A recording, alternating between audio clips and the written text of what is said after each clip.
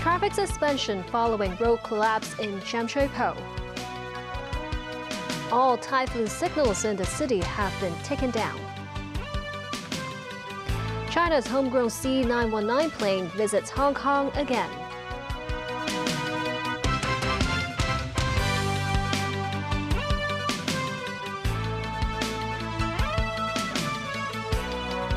Good evening and welcome to TVB News. A rare case of land subsidence has forced a week-long suspension of traffic on Hai Tan Street in Shamshui-po. The sinkhole first appeared on Friday and it has grown bigger in size and depth today. Located near Yanqiao Street and Guilin Street in Shamshui-po, the section affected by subsidence was about 15 meters by 10 meters in size, with a depth of around 3 meters. Nearby railings and road signs sunk into the hole. It also left underground water pipes and wires exposed. Police received reports about the sinkhole about 0.5 meters deep, measuring 3 meters in width on Friday afternoon. The road collapsed further during repair work on Saturday. Owing to the land subsidence, the area affected around Yanqiao Street and Guilin Street will be closed to all traffic until next Friday. Affected bus routes have been diverted as well. The first typhoon to hit Hong Kong this year came and went swiftly. The observatory has cancelled all the tropical cyclone warning signals after it downgraded strong wind signal number 3 to the standby signal number 1 at 4:40 p.m. The strong monsoon signal has been hoisted. Mimo Sangai reports. The sky was dark and gloomy this morning. Trees were swaying in the wind. Despite the unstable weather, some residents carried on with their activities, whether it was running and walking their dogs. In Hong Kong, some people opened their umbrellas to keep themselves dry. While Victoria Harbour was masked under the heavy mist, people still gathered at the Tsim Sha Tsui Pier to take pictures. Some tourists said they enjoyed such weather. It reminds me of where I grew up in Florida. Overcast, rainy, humid. It's nice though. It's beautiful here. God is good that our schedule is not really affected because yesterday we had Disneyland. Today we have just strolling around the city. That's life. We have to continue. This Australian family hoped their schedule would not be affected by the typhoon. We were hoping to do the gondola tomorrow up to the Buddha. And then on Sunday, we hope to fly home. So typhoon, go away. At 4:40 p.m., the observatory downgraded the strong wind signal number 3 to standby signal number 1 as Maliksi further weakened into a tropical depression and, subsequently, an area of low pressure. The observatory said showers will ease off gradually tomorrow with some sunny intervals in the afternoon. In Central, a 20 to 30 meters tall tree collapsed on the road shortly before noon. Firefighters arrived to remove the fallen tree branch. No one was injured in the incident.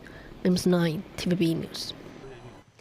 China's homegrown aircraft C919 today arrived in Hong Kong from Shanghai for its first commercial charter flight outside the mainland. Mimo Sangai reports.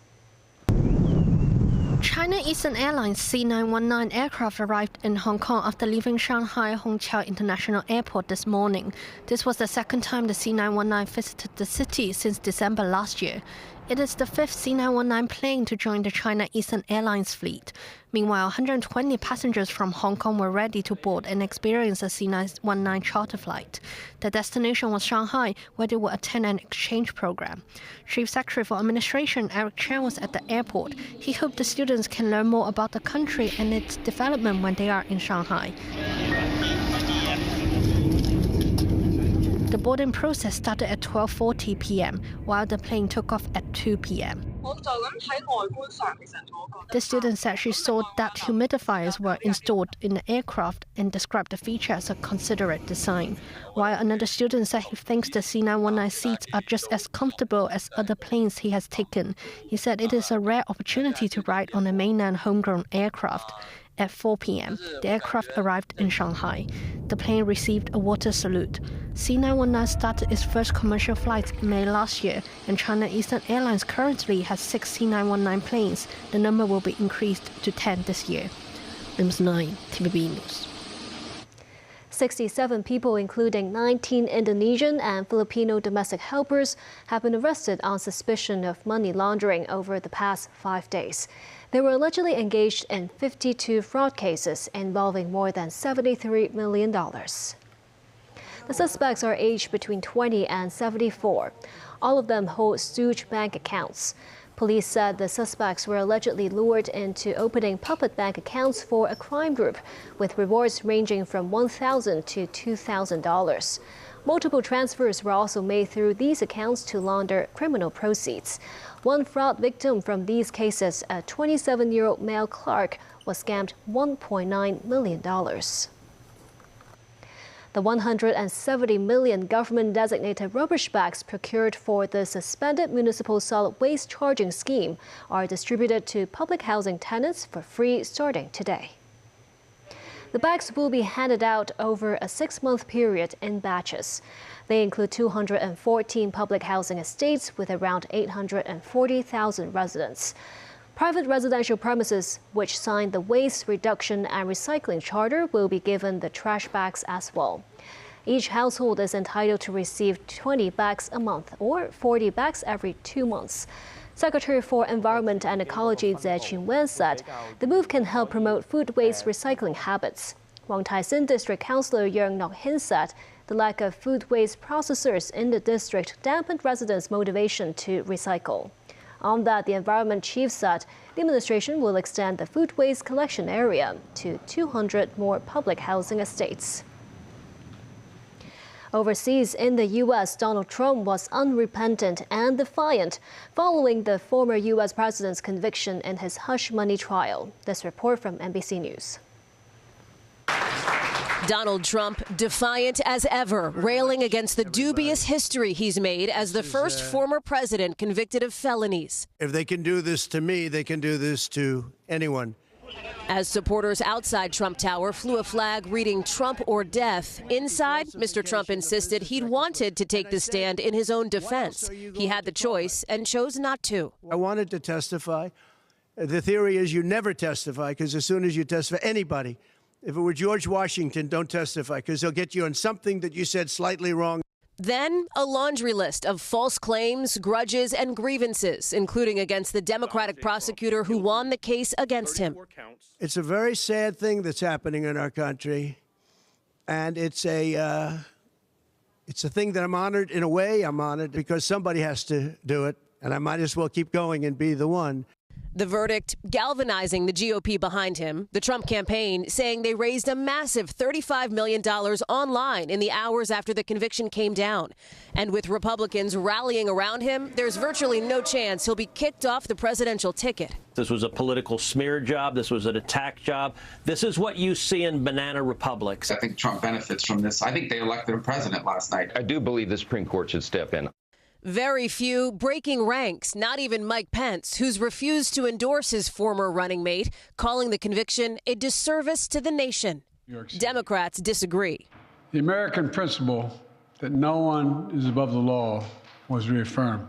President Biden, who's kept his distance from Mr. Trump's legal problems, speaking today from the White House. It's reckless, it's dangerous, it's irresponsible for anyone to say this was rigged just because they don't like the verdict. The justice system should be respected, and we should never allow anyone to tear it down. One New York Democrat dancing in celebration on TikTok after the verdict. Others arguing the conviction shows the system worked. I felt some relief and vindication for the rule of law. The verdict, unprecedented. Its impact, unclear in a race already unpredictable. Do you think this conviction helps Trump in the election? Only about 3 in 10 voters in key battlegrounds say they've been following Mr. Trump's legal issues closely. I don't even know what he got convicted for. Some 10 to 20% of independents suggest they'd be less likely to vote for Mr. Trump if convicted, even as 2/3 of all voters say a guilty verdict wouldn't make a difference. A hypothetical before, but a reality now for voters in battleground states. My immediate response was finally accountability. I believe Mr. Trump has broken the law. I think it's been a witch hunt since the very beginning. And still ahead, Ukraine President Volodymyr Zelensky makes a surprise visit to security conference in Singapore. Joe Biden announces Israel's three-point peace plan for Gaza.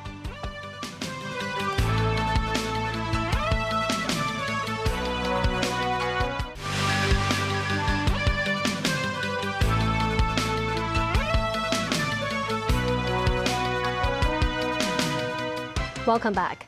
Ukrainian President Volodymyr Zelensky was a surprise visitor to the Shangri-La Defense Forum in Singapore today. The forum is a gathering of top security officials, including Chinese Defense Minister Dong Jun and U.S. Defense Secretary Lloyd Austin. Zelensky arrived at the forum amid tight security. The Ukrainian leader is expected to address the forum on Sunday, taking part in the 7th plenary session entitled Reimagining Solutions for Global Peace and Regional Stability. Security assistance for Ukraine was one of the key issues discussed at this year's forum.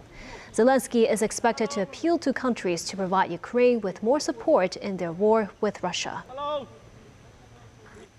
U.S. Secretary of Defense Lloyd Austin said war with China is a long way off as long as the two sides continue to speak to each other.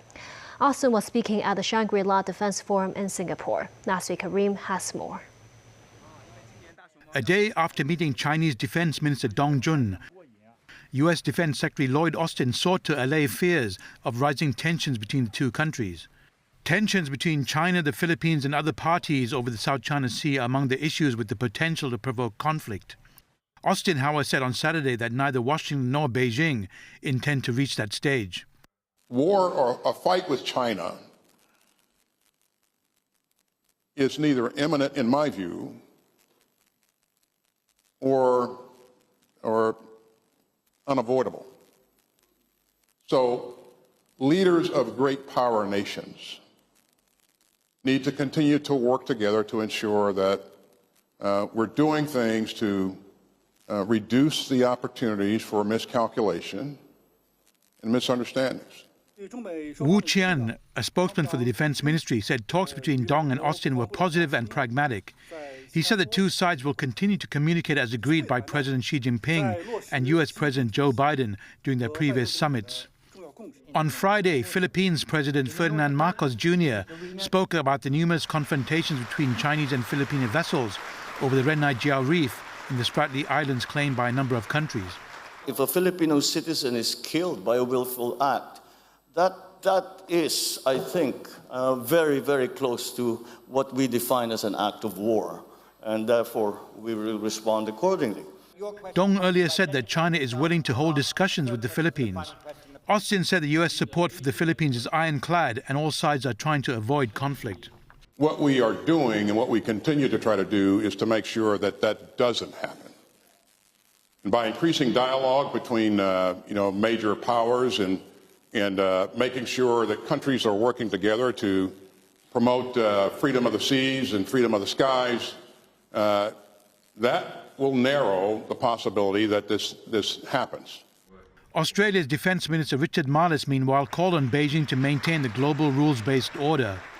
Stable and sustainable regional order won't be possible unless all countries, but especially big ones, pursue their strategic objectives in a manner that respects the sovereign rights of our neighbours and the obligations imposed by international law.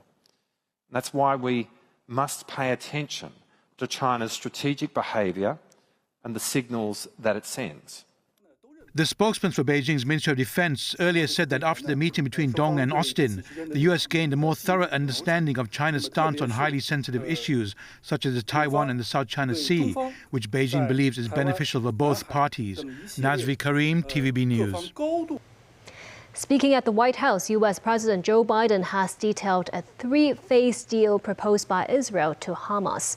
Hamas reportedly said it is positive about the peace proposal. David Garrett reports.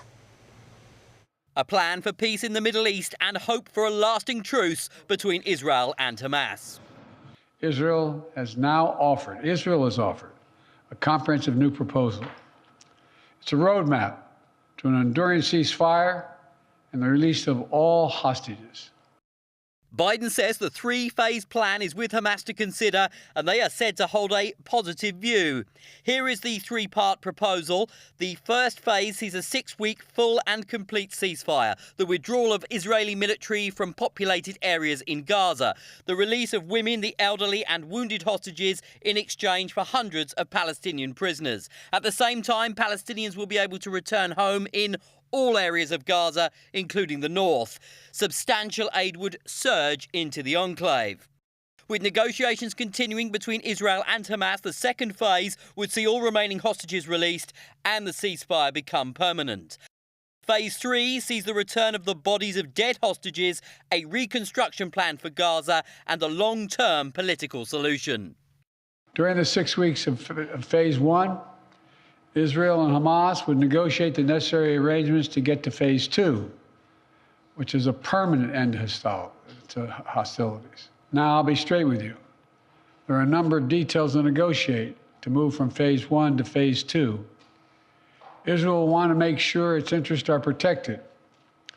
But the proposal says if the negotiations take longer than 6 weeks for phase 1, the ceasefire will still continue as long as negotiations continue.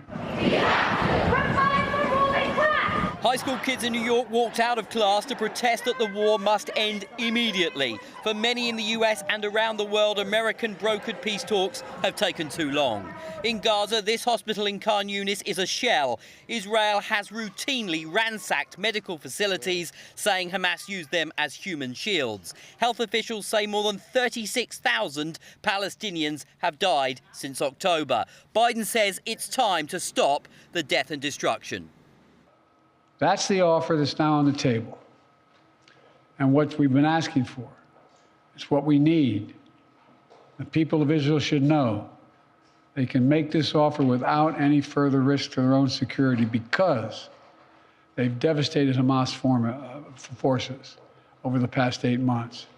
At this point, Hamas no longer is capable of carrying out another October 7th, which is one of Israel's main objectives in this war, and quite frankly, a righteous one.